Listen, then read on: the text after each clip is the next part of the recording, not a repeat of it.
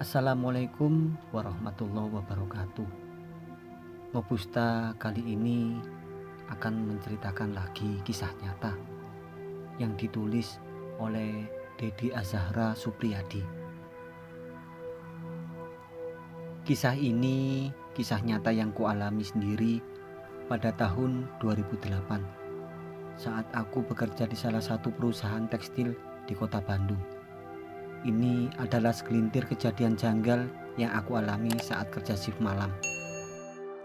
Pada suatu hari, aku masuk kerja jam 10 malam.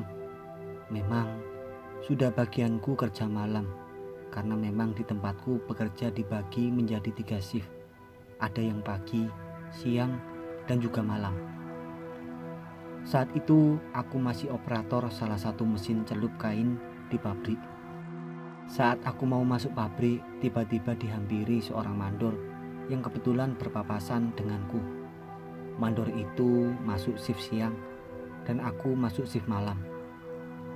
Sang mandor berkata kepadaku, "Jang, kain untuk kerja malam ini kurang.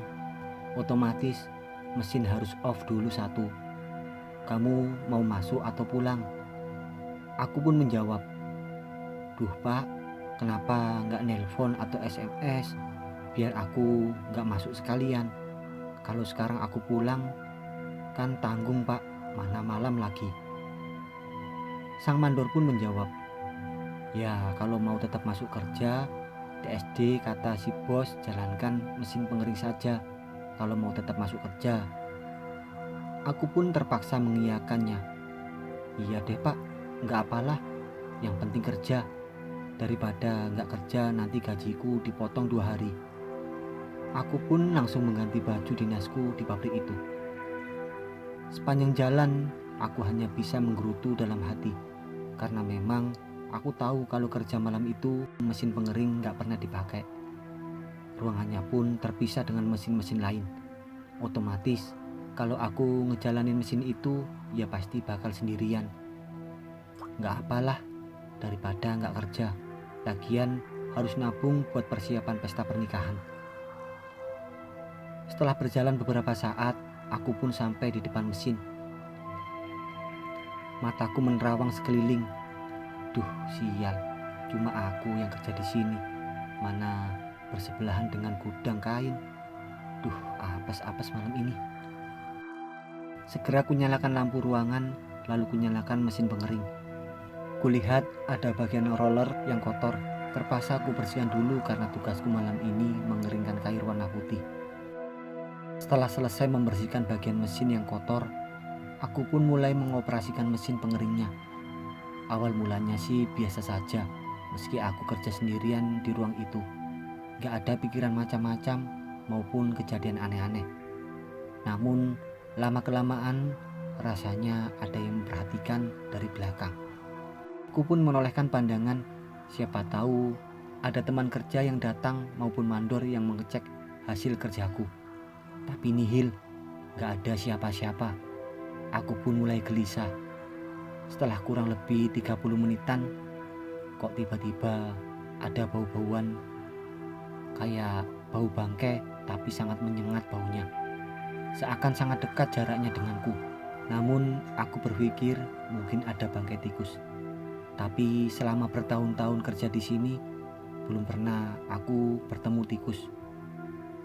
Aku pun positif thinking aja, gak mikir yang aneh-aneh. Lama-lama baunya semakin tajam. Saat aku diam, aku melihat samar-samar di sudut pandangan mata ini. Kulihat sebuah gulungan kain yang entah mengapa kok berdiri. Pasti itu cuma kain saja. Namun saat ku perhatikan lebih detail, kok aneh. Masa kain ada tali di atasnya? Pikirku mulai macam-macam. Mana aku sendirian di ruang ini. Ku coba membaca ayat-ayat Al-Quran dan berdoa. Namun sosok itu tetap saja ada di situ. Sosok itu hanya diam seakan menemaniku kerja. Namun lama-kelamaan dia bergoyang-goyang. Aku pun panik sepaniknya. Ternyata itu adalah pocong. Penampilannya terbungkus kafan lusuh yang kotor tanah merah. Aku yang terpatung mendadak lidahku kaku.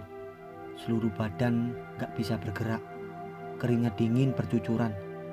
Aku makin ketakutan karena lama-lama dia semakin mendekat. Kurang lebih 3 meteran jaraknya. Dia meraung, suaranya begitu seram. Aku hanya bisa terpatung, ingin ku berlari dan meminta tolong. Tapi aku gak bisa apa-apa. Aku hanya bisa menyeret-nyeret kaki ini, sedikit demi sedikit. Dan dia hanya menatap ke arahku. Aku yang semakin ketakutan dan terus menyeret kaki ini sekuat tenaga. Setelah itu, lumayan agak jauh dengan sosok itu. Badan ini pun perlahan mulai bisa digerakkan. Dari awal cuma diseret-seret sampai bisa berlari sekuat tenaga. Aku pun berlari ke ruangan yang ramai. Sampailah aku di tempat mesin teman kerjaku. Nggak sadar badan ini sudah basah kuyup dengan keringat dan nafas ngos-ngosan. Temanku yang keheranan melihatku pun bertanya, ada apa denganku, kok kayak orang ketakutan? Dan aku pun menceritakan kejadian itu. Sontak teman-temanku pun banyak yang berbagi cerita-cerita seram yang dia alami di pabrik ini. Cerita itu semua kisah nyata yang dialami sendiri saat bekerja. Ini satu dari sekian banyak pengalamanku saat masih bekerja di pabrik itu. Aku sampai terbiasa dengan sosok yang berada di pabrik itu. Sekian.